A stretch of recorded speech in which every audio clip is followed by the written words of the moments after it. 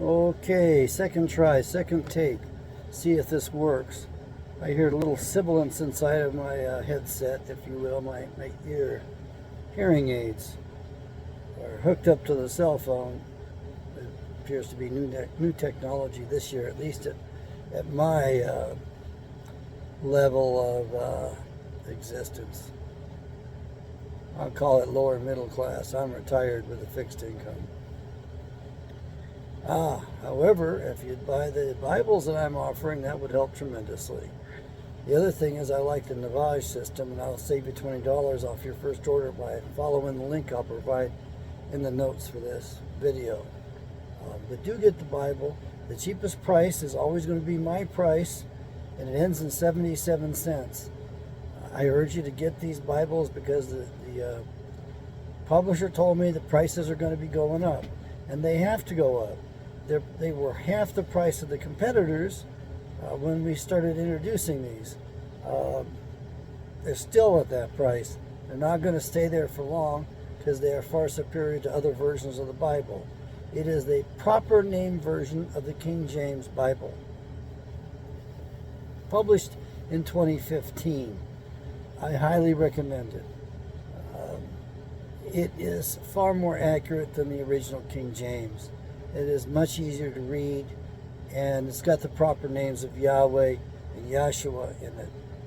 We need to learn those names. That unlocks an entirely different route to understanding and faith for all of us. Now, I'm giving you a warning, and it's going to be a short warning and not so sweet. This illicit administration is going to pull the final punch. They've set this thing up, and I'm a little late calling this shot, but you need to know what they're going to do is they're going to starve us by throttling back on diesel fuel. Okay, without diesel fuel, things won't get shipped. Not even gasoline will get shipped. So it's a real death blow to the country.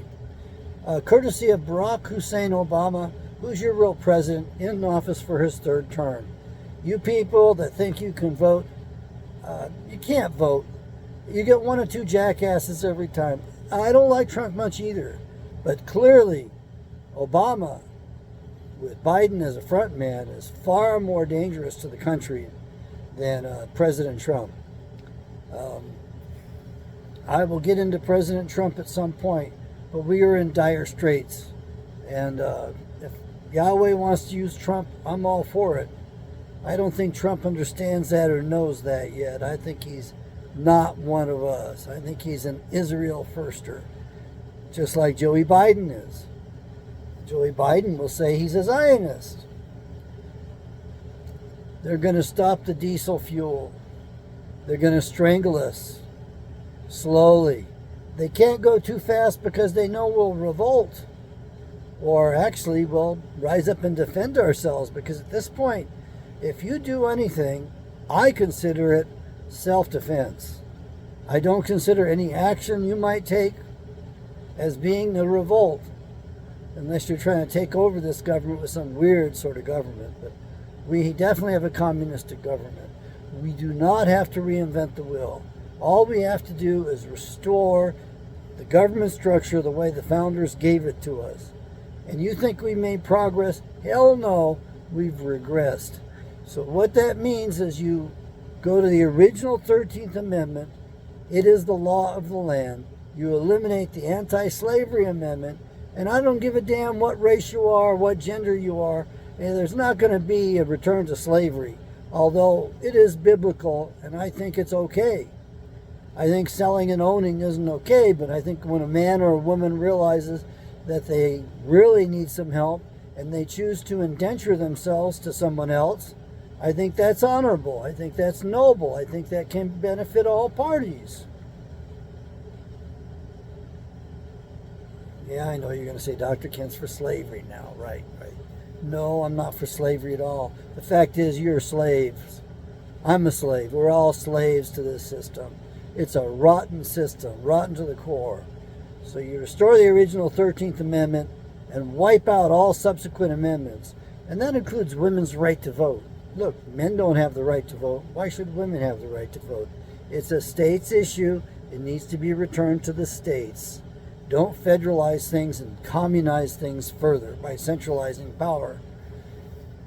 And then all we have to do is get rid of these errant government agencies in the order they were created. So what was the last one they gave us? TSA? Fine. Airlines can do their own security stuff privately, because TSA is no good anyway. It's NFG. It's non-functional gear. So get rid of the TSA. And you can bet airlines being in charge of their own security, once again, will get better security and will be far more respectful than this bullshit we're putting up with today. You probably need to get rid of the Department of Education. The centralization of education was about the stupidest thing this country ever did. No group, no government's going to tell you what you need to know in order to overthrow it. And at this point, this government is not the right government. We don't have a republic. Oh, and what I love is you're going to be getting rid of the 16th Amendment, which was never ratified. It was never voted upon. It's not legal. You know what the 16th Amendment is? Read it. You'll love what I'm telling you. And then you get rid of the 17th Amendment, the direct election of senators, which is what really destroyed the republic. Send all those professional politicians packing, every one of them, and tell the states, send from your own legislatures, your own state legislatures, send 2 representatives, and you, the state, pay them, and your governor signs their paychecks, and you will provide them with the pay and benefits you deem they merit. And they're subject to instant recall. There won't be any more bullshit like a Senator McCain or Senator Lindsey Graham or people that do stuff that they shouldn't be doing, because the Senate is supposed to have superior ethics, so that when anybody commits an ethical, faux pas, they're gone. The senators should kick out the senator who's errant.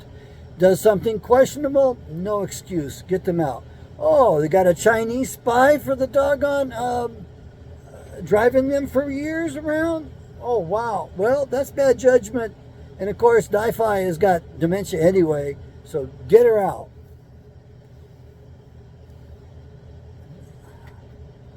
We need to return to self-rule and the structure the founders gave us. And your congressmen, oh boy, no more pay and benefits for congressmen. Maybe we give them the franking privilege and they get to sign the envelope themselves. And then on top of that, we give them a simple per diem for a full day served, no missed votes, and no abstentions. If you vote present, you don't get paid that day. And we'll be generous. We'll make it $500 a day. That's plenty to afford room and board, which is what we're supposed to be giving them for that day of service to the government. And it is service, and it is voluntary. And when they can't afford to support themselves, they go packing home. And if they can't be successful in a business, then why should we give them our purse strings? Why should we give them power over the money? We shouldn't. Look, the founders were geniuses. If you don't believe me, go read their writing. It is so impeccable, so well written. I can't even write at that level, and I have a doctorate. So go read the founders' writings. And we got to get rid of that Federal Reserve. That's Pharaoh. They want to be the buyer and lender of last resort. That's what Pharaoh did a long time ago. So you've got to get rid of that. Now, I think we could go further along those lines. One thing I do believe is that when we restore the original 13th Amendment, we tell the attorneys they got to straighten themselves up, straighten their ranks up, speak the truth, and they better not do anything in secret anymore. They better do everything above board. And if they refuse to do that, well,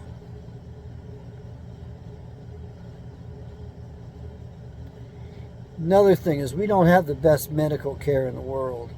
Little country of Ecuador's got better medical care than we have. With Ecuador, you have to have a failure on the part of the homeopathic, on the part of the naturopathists. Those doctors have to have access to you first. They have to do everything they can to help you. And if they can't succeed, only in the event of their failure, they refer you to the allopathic doctors that practice with poisons, disabling concoctions, cut, slash, and burn. We have a one-tier system of healthcare, and they've got a two-tiered system of healthcare down there. Plus, they have government and private. And you can bet the private is a lot better than the government.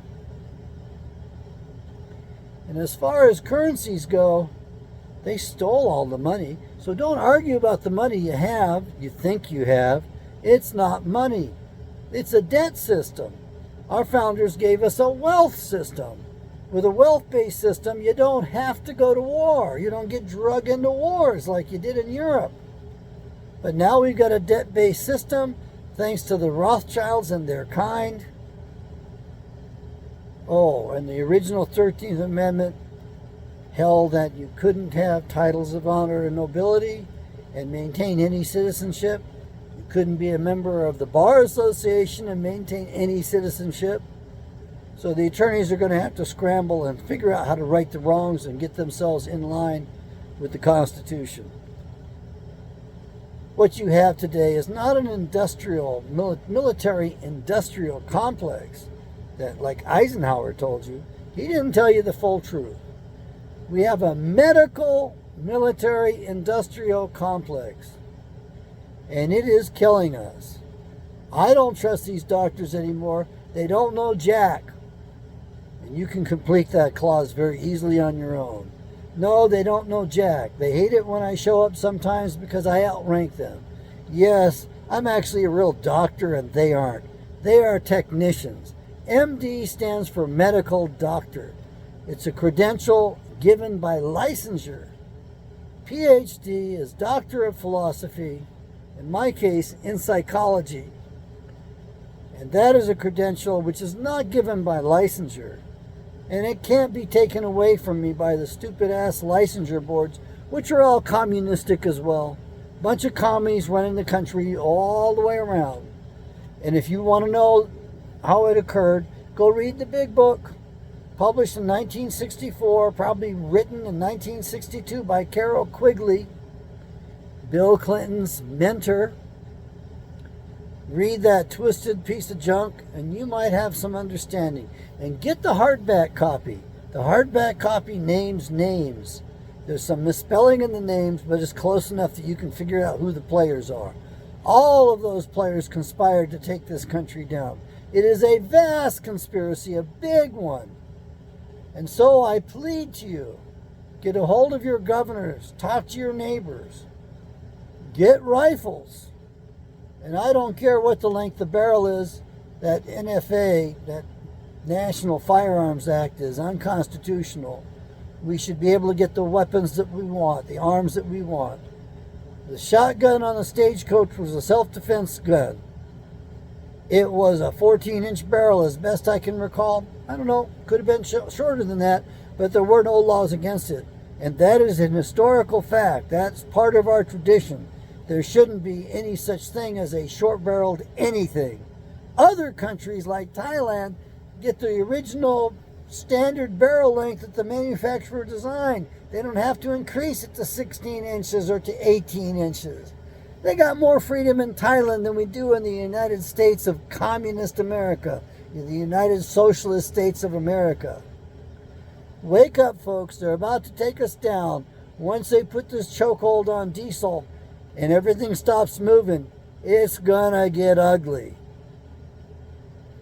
You need to arm up, band up. You need to establish officers. You need to establish sergeants. You've got men who are trained in this country. You got old guys that have fought in this country. Turn to them. They won't let you down. They will not. Now, the people in D.C., they're guaranteed to let you down. Every one of them is a goddamn criminal.